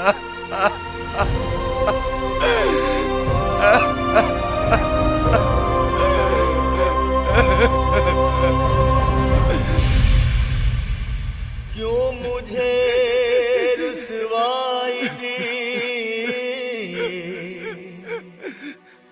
क्यों किया मुझको जुदा, क्या मेरे इस बंदगी में थी कमी मेरे खुदा।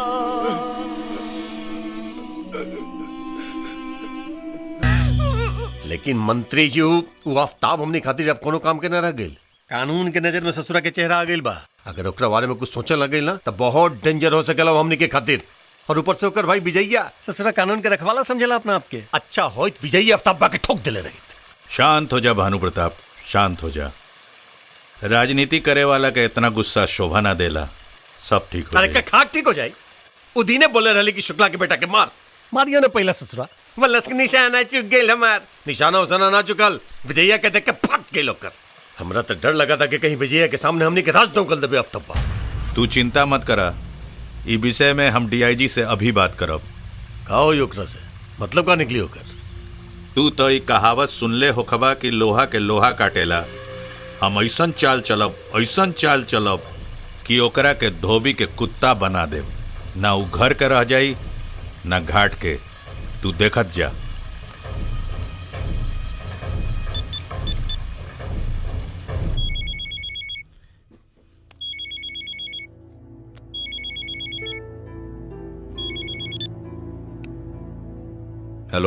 हेलो डीआईजी साहब। हाँ मंत्री जी।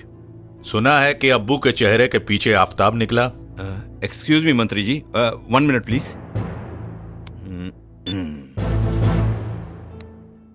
जी मंत्री जी, क्या कहा आपने? मैंने कहा है कि अब्बू के चेहरे के पीछे आफताब निकला है। बिल्कुल ठीक सुना है मंत्री जी आपने। तो फिर क्या सोच रहे हो? सोचना क्या है मंत्री जी, कागजी कार्रवाई के बाद उसको गिरफ्तार कर लेंगे बस। गिरफ्तारी क्यों, एनकाउंटर क्यों नहीं? सर मैं कुछ समझा नहीं। अरे भाई, रोज इतने एनकाउंटर होते हैं शहर में, एक और सही मार दो इसे, तुम्हें मुंह मांगी रकम मिल जाएगी। लेकिन सर। लेकिन वेकिन कुछ नहीं, समझदार हो, जैसा कहा गया है वैसा ही करो, समझ गए? सर वो हेलो हेलो। अरे वाह मंत्री जी, तू तो सही में ओकरा कुत्ता बना देला हो। भानु प्रताप, राजनीति में जेकर कुर्सी जितना ऊंच होला उतना ही ऊ नीचे होला।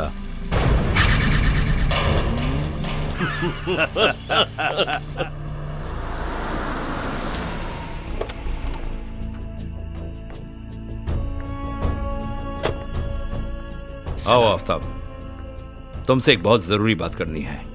बोली सर, का बात बा? तुम्हें यह जानकर दुख होगा आफ्ताब कि जिन लोगों के लिए तुम अपनी जान की बाजी लगाकर दूसरों की जान लेने की कोशिश करते हो वही तुम्हारी जान के दुश्मन हैं, और उन्होंने तुम्हें मारने की सुपारी दी है मुझे। सर, ये कानून के पाठ हमके मत पढ़ाई। हमके पता बा कि हमार दुश्मन बा और कि हमार हमदर्द। अगर कोनो दूसर काम होके तय आफ्ताब के जरूर याद करब। सलाम। आफ्ताब, जाने से पहले ये सुन लो। मैंने कहा है कि अब्बू के चेहरे के पीछे आफताब निकला है। बिल्कुल ठीक सुना है मंत्री जी आपने। तो फिर क्या सोच रहे हो? सोचना क्या है मंत्री जी, कागजी कार्रवाई के बाद उसको गिरफ्तार कर लेंगे बस। गिरफ्तारी क्यों, एनकाउंटर क्यों नहीं? मैं कुछ समझा नहीं। अरे भाई, रोज इतने एनकाउंटर होते हैं शहर में, एक और सही मार दो इसे, तुम्हें मुंह मांगी रकम मिल जाएगी। लेकिन सर। लेकिन वेकिन कुछ नहीं, समझदार हो, जैसा कहा गया है वैसा ही करो, समझ गए? सर वो हेलो हेलो। जेकरा खाती चोरी करी उहे कहे चोर।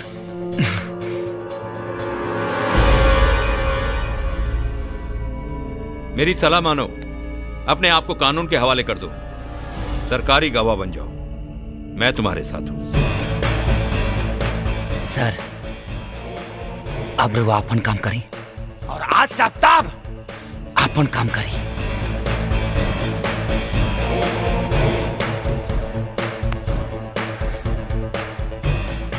सलाम।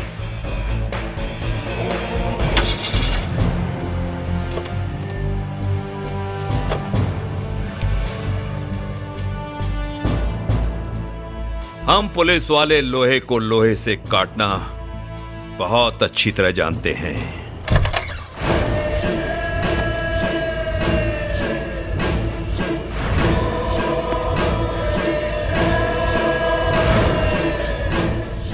अरे कुत्ता के औलाद, बिहार से घसीटब और दिल्ली तक लेके जाइब। तोरा नेतागिरी के भूत ऐसा उतारब कि तोरा वाला 7 पुस्त भी राजनीति के नाम से घिनाई। हमारा इनकाउंटर के प्लान बनाओ तारे। तोरा पिछवाड़ा में इतना बारूद भर दे, इतना बारूद कि धमाका यहाँ होई और सरकार दिल्ली तक हिल जाए। होश में बाड़े तू का बकरल बाड़े?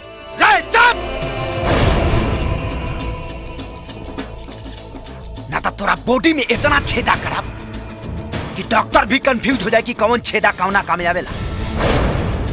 और सुन, ते और तोर होम मिनिस्टर पूरा ताकत लगा दस अपना सुरक्षा कर, कैसे कि तहनी के पीछे अब तहनी के मौत के साया बन के मंडराइब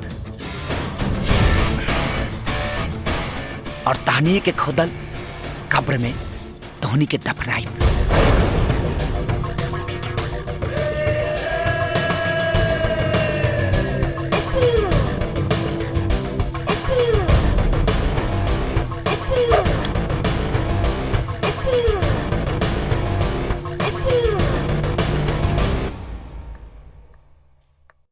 बाबूजी,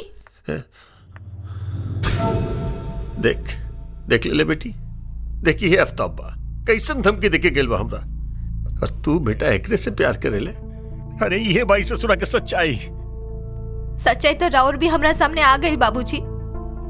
राउर चेहरा के असलियत हमरा सामने आ गई बा। आफ्ताब गलत नहीं थे, आफ्ताब के गलत बनौले बानी रहुआ। केहू काटा बोई तो फल कहाँ से खाई बाबूजी? जैसन कहले बानी वैसे ने भोगे के पड़ी। हम आफ्ताब के साथे बन। चुप एकदम चुप, हाँ? एकदम चुप। हमरे जन्मला हमरे के सिखावे चला। चुप चुप पक पक पक पक यहाँ से।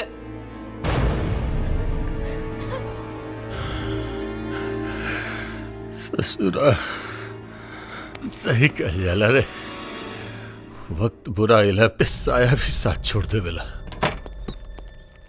इंस्पेक्टर विजय। जय सर। यस सर।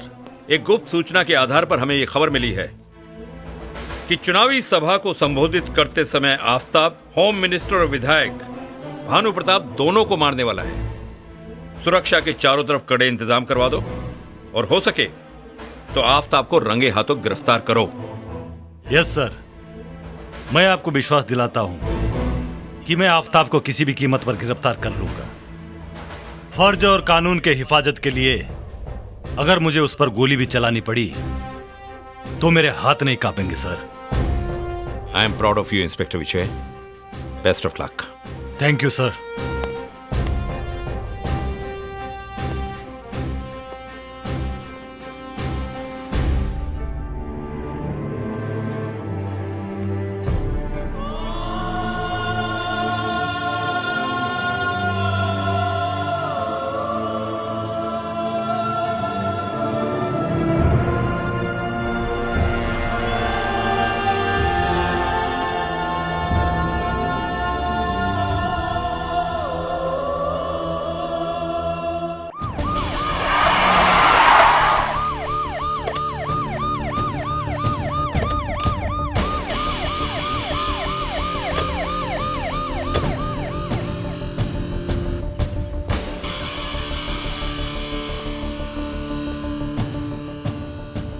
बोल काहे खाती बोलौले हा?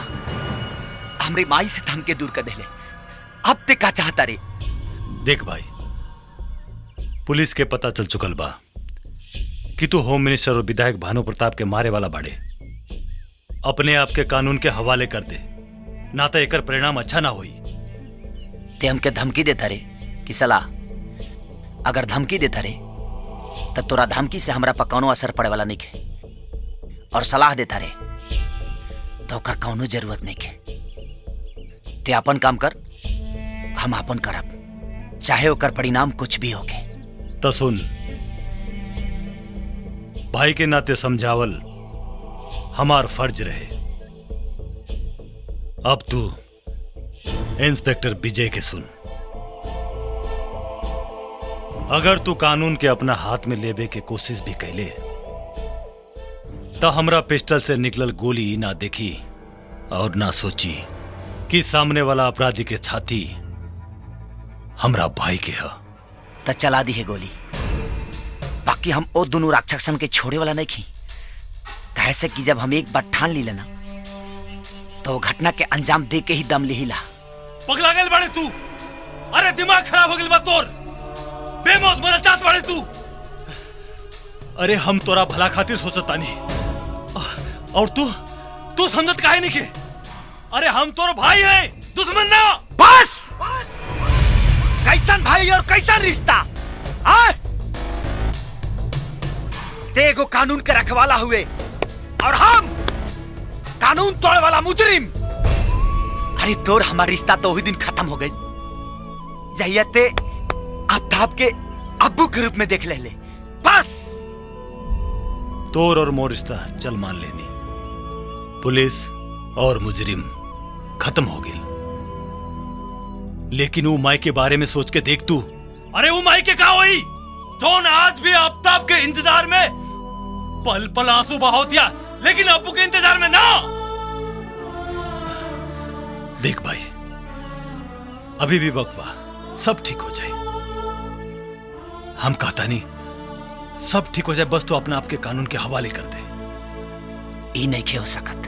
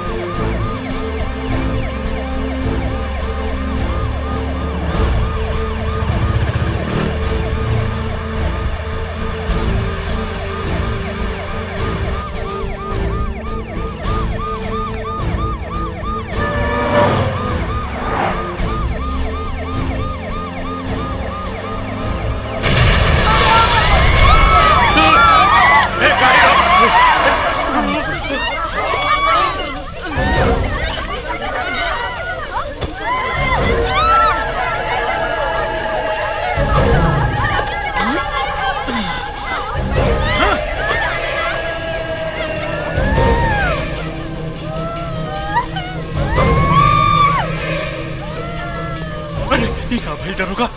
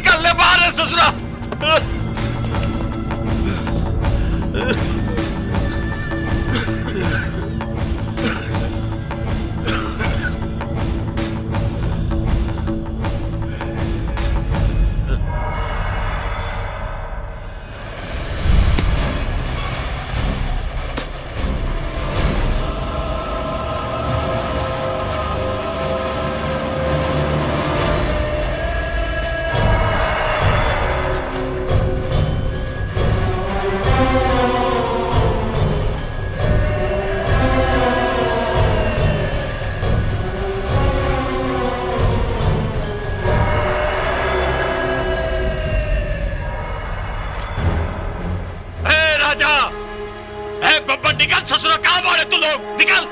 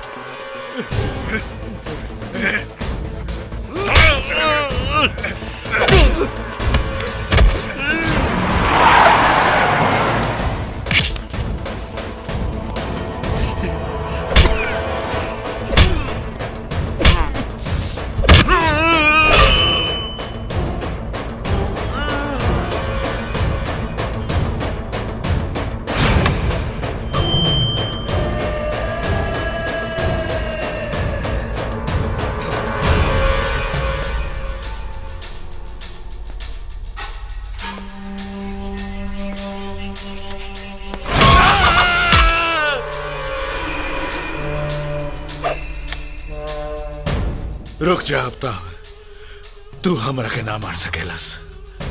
तू शायद नहीं खस जानत कि तोरा माई के नंगा वीडियो आजो हमनी भिरी बा।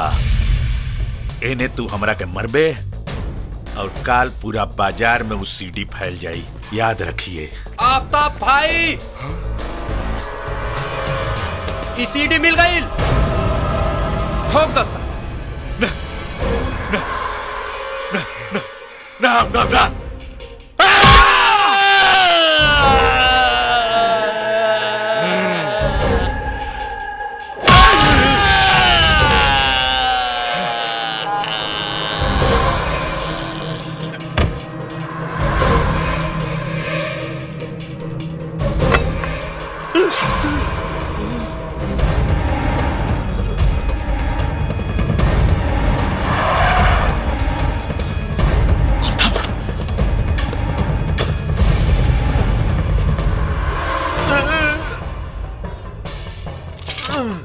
रुक जा आफ्ताब, कानून के अपना हाथ में मत ले। ना विजय ना, हम इकरा के छोड़ दी जवन हमके हमरा माई और भाई से अलग कर देहलस। देख आफ्ताब, इस सब का फैसला कानून करी। नहीं, एकर फैसला ये आफ्ताब करी। तू के होवे एकर फैसला करे वाला? हम कहता नहीं, छोड़ दे एकरा के। अरे वजह के कैसे छोड़ दी जोन आफ्ताब से अपू बनावलस? हम एकरा के छोड़ दी। आफ्ताब, हम कहता नहीं, बंदूक नीचे कर। विजय, ते हमके गोली मरबे मार दे भाई, कहे से कि अब आफ्ताब के मौत से दोस्ती हो गई बा यार। अगर एकरा के छोड़ देनी ना तो माई के का जवाब दे, वल्लाह के का जवाब दे। विधान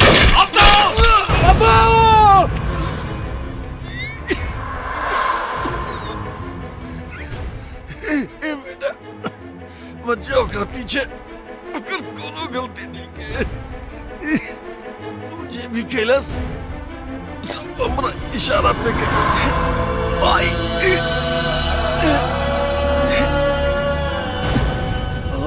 ओकर तारा माई के अश्लील वीडियो दिखा के मजबूर कैले रहनी बेटा, जकरा चलते हमरा हाथ के कठपुतली बन गए रहे। बोले वो गोली चलावत रहे लेकिन ओकरा में बारूद हम भरत रहनी बेटा।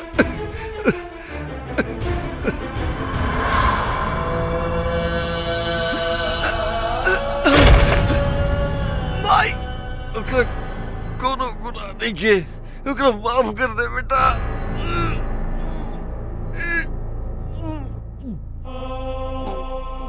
माई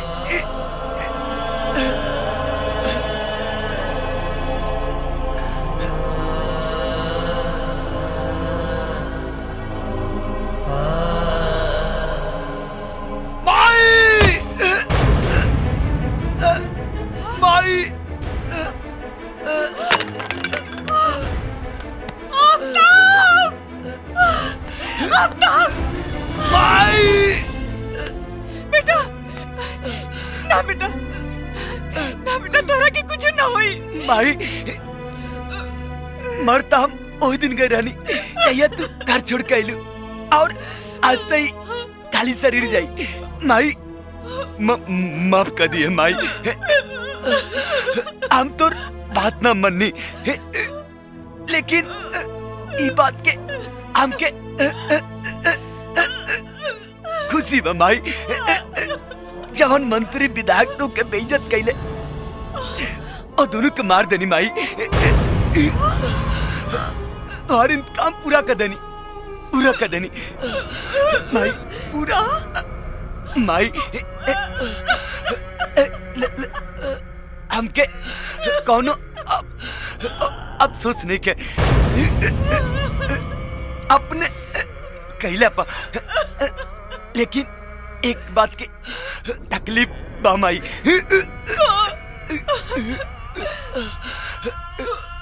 पूरा ममता के आंचल भी ना बेटा अपने आफ्ताब के ना जान पौलस। लेकिन माई एक बात कही, अगर माई के ममता में मजहब आ गई तो ममता के कोनो महत्व ना होला। ऐसे तो इस्लाम धर्म में लोग मरते ही जन्नत मांग लेला, लेकिन हम अल्लाह से दुआ करब, या अल्लाह अगला जन्म अगर मिले तो तोरा आंचल के साथ साथ तोरा कोख से भी पैदा हुई। तोरा बेटा बेटा तोरा के कुछ ना हुई, तोरा के कुछ ना हुई। विजय भाई विजय विजय तो के कुछ ना हुई। भाई आज हमरा तोरा पर फख्र बा। जो ईमान के सच्चा होला वही सच्चा मुसलमान होला। आज तोरा जैसन मुसलमान पर सारा दुनिया कुर्बान बा भाई। अरे जौन काम हमरा के करे के रहे वो तू कर दिले। माए अगर आज आफ्ताब के कुछ हो जाए तो हम अपना आप के सारा जिंदगी माफ ना कर पाए। विजय ये का हो गया हमरा हाथ। अरे बेटा आफ्ताब जा बेटा। नहीं तोरा के कुछ ना हो। जल्दी एम्बुलेंस लेके एम्बुलेंस भाई जा बेटा जा बेटा तोरा के कुछ ना हुई बेटा। अदालत इंस्पेक्टर विजय के सामने विधायक भानु प्रताप के मरते समय दिए गए इकबाल बयान को सुनने और उसके वीडियो देखने के बाद इस नतीजे पर पहुंची है कि अब्बू उर्फ आफ्ताब को विधायक भानु प्रताप ने उसकी मां का अश्लील वीडियो दिखाकर उसे गुनाह करने पर मजबूर किया। इसलिए यह अदालत उसे एक मजबूर और गुमराह युवक मानते हुए सुधरने का एक और मौका देती है, लेकिन साथ में जाने अनजाने उसने जो भी गुनाह किए हैं उसके लिए यह अदालत उसे 5 साल की सजा सुनाती है।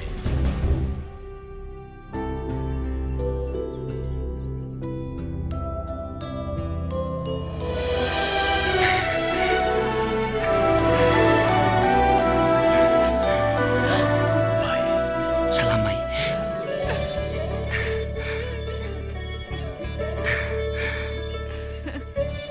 विजय